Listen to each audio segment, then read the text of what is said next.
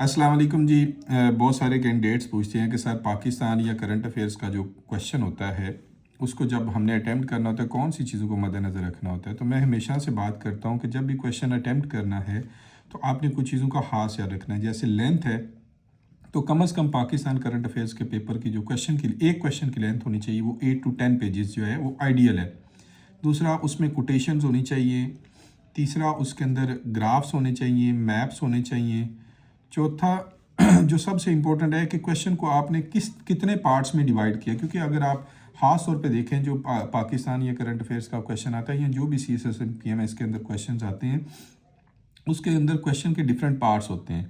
तो ये भी अगर हम क्वेश्चन देखते हैं तो बहुत रेलिवेंट भी है और इस साल इसके आने के बहुत चांसेस भी हैं। तो हम देखते हैं कि evaluate the impact of climate change on human security. इसमें पहला पार्ट यहाँ तक हो गया जी। फिर उन्होंने कहा जी how can developing countries like Pakistan mitigate and respond to challenges at global level. दो इस क्वेश्चन के पार्ट्स हैं। एक तो आपने इम्पैक्ट बताने हैं क्लाइमेट चेंज के अंदर ह्यूमन सिक्योरिटी, उनको इवेलुएट करना है, इम्पैक्ट्स को इवेलुएट करना है जो क्लाइमेट चेंज ह्यूमन सिक्योरिटी के ऊपर करता है। और दूसरा आपने बताना है कि पाकिस्तान जैसे कंट्रीज़, जैसे डेवलपिंग कंट्रीज़ हैं, वो इनको किस तरह से मिटिगेट कर सकते हैं इन चैलेंजेस को एट ग्लोबल लेवल। तो ये क्वेश्चन है। इसमें देखें सबसे पहले इंट्रोडक्शन है और इंट्रोडक्शन के अंदर ही उन्होंने डायरेक्टली हिट किया है। कोटेशन उन्होंने नीचे लिख दी है, कोटेशन ऊपर आनी थी, इंट्रोडक्शन बाद में आना था, बस ये चेंज हो जानी चाहिए। दूसरे नंबर पे फिर बच्चे पूछते हैं कि सर किन चीज़ों का ग्राफ बना सकते हैं। ये देखें, अब ये इन्होंने इम्पैक्ट को ही कितने अच्छे तरीके से पूरे एक पेज के ऊपर लेंथ को भी पूरे इस तरह लेंथ भी पूरी हो जाती है। और दूसरा वो अपना सारा क्वेश्चन को भी बता देते हैं कि देखें जी मैंने पहले इम्पैक्ट देखे। अब क्वेश्चन के अंदर उन्होंने पहले इम्पैक्ट पूछा है तो इन्होंने पहले इम्पैक्ट को ही एड्रेस कर दिया। इम्पैक्ट के बाद उन्होंने फिर 1 on 1 सबको एक्सप्लेन कर दिया। ये कोटेशन आ गई, फिर ये ग्राफ दोबारा आ गया, दूसरी हेडिंग आ गई। इसमें देखें ये किस तरह से फिर अगेन ग्राफ आ गया। तीसरी हेडिंग आ गई, फिर अगेन ग्राफ आ गया। चौथी हेडिंग में उन्होंने कहा जी मैं ग्राफ नहीं दे रही, मैं साथ जो है वो कोटेशन दे देती हूँ।